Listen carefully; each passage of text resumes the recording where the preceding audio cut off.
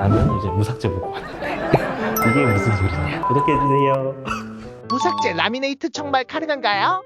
네, 그건 케이스에 따라서 차이가 납니다. 그러니까 라미네이트라는 것 자체가 정말로 비쳐 보일 정도로 엄청 얇은 세라믹을 치아에 붙이는 거거든요. 제 아무리 얇다고 하더라도 어느 정도 두께는 있게 되고요. 앞니 같은 경우에는 머리카락 하나가 딱 앞니에 붙더라도 느껴져요. 아무리 얇은 그 라미네이트가 붙더라도 약간 유감이 생길 수가 있거든요. 항상 앞니만 딱 보시거든요, 다들. 그것도 위에 앞니. 만약에 앞니만 조금 삐뚤삐뚤하다. 공간은 작은데 치아가 크기 때문에 삐뚤어져 버렸기 때문에 이런 경우에는 무삭제 자체가 불가능하겠죠. 이 공간에 맞게 치아를 다시 크기를 줄여서 제작을 해야 됩니다. 그렇게 해야 고르게 가능해요. 아니면은 이가 튀어나오던가. 그건 다들 싫어하거든요. 나는 이제 무삭제 보고 왔는데 그게 무슨 소리냐. 구독해주세요. 대부분 오시는 분들 보면 공간이 있어서 오시는 분들은 꽤 적어요. 공간이 조금 비어있는 거는 안 되면 레진으로 떼우신 분들도 있고 어떻게든 하고 크게 불만이 없는데 많으신 분들이 이미 나왔어요. 삐뚤삐뚤해요. 이런 분들이 더 많거든요. 비율적으로 보면. 이런 분들은 만족스러운 결과가 나올 수가 없어요.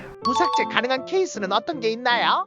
크게 한 4가지 정도 볼 수 있는데요. 첫 번째는 외소치라고 해가지고 4개 앞니 중에 대문 옆에 있는 이가 작으신 분들이 있어요. 그거는 뭐 문제가 있는 건 아니고 크기 자체가 작게 태어나신 분들이 있거든요. 형태도 약간 뾰족하게 원뿔형이거든요. 그런 경우에는 거의 삭제 없이 살짝 남은 부분은 다듬더라도 옆에 치아랑 비슷하게 덧대서 모양만 잡아주면 되기 때문에 무삭제가 가능하고요. 그다음에 공간이 있는 분들, 공간은 넓은데 치아가 조금 크게 작은 경우에는 이제 라미네이트로 무삭제로 들어가게 되면 그 공간을 메우면서 전체 크기 조화롭게 만들 수 있기 때문에 아주 좋은 결과가 얻을 수 있고요. 옥니 같은 경우에는 이 자체가 나오신 분들은 힘들더라도 들어가 있는 경우거든요. 그러면은 원래 이상적인 위치로 이 라미네이트를 만들어서 붙이게 되면 이쁜 결과물을 얻을 수 있게 되는 거죠. 그리고 부서진 치아, 원래는 치아를 고르고 다 좋았는데 많으세요. 젓가락을 씹는다든지 꽃게 먹는다든지 그러다가 앞니가 부러지거나 한 경우에는 레진으로 떼우면은 아무래도 강도가 좀 떨어지고요. 라미네이트 같은 걸로 부분적으로 살짝 다듬어서 들어가게 되면 결과물이 원래대로 돌아가니까 당연히 좋겠죠.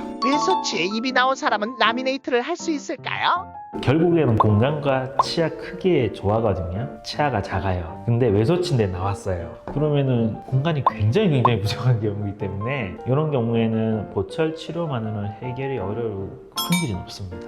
다른 문제가 있을 수 있어요. 앞골 자체 성장이 조금 저해가 된 경우가 있을 수 있거든요. 어릴 때부터 뭐 반대로 물린다든지 흔히 말하는 주걱턱이신 분들은 아래 치열들이 위에 치열을 감싸버리면서 상하게 성장을 막는 경우가 많아요. 흔히들 이제 신발을 비유를 하는데요. 발은 크고 싶은데 꽉 끼는 신발을 신게 되면 발 성장을 저해하거든요. 그런 것처럼 주걱턱이 있으신 분들은 앞골 성장 자체가 작게 되면은 치아가 작더라도 공간 자체가 부족해버리는 경우가 생길 수가 있어요. 그런 경우에는 교정은 당연하고 악교정 수술까지도 필요한 상황일 확률이 높죠. 오늘의 결론, 무삭제 라미네이트 가능은 합니다. 그게 뭐 거짓이고 그런 건 아닌데 최적의 결과를 위해서 100% 정답은 아니다. 앞니에 불만 있으신 분들의 100이 있으면은 10% 20% 정도는 가능하겠지만 나머지는 좀 해당되지 않는 상황이 아닌가. 거짓말은 아니지만 제한적으로 맞다고 봐야죠. 구독과 좋아요 부탁드립니다.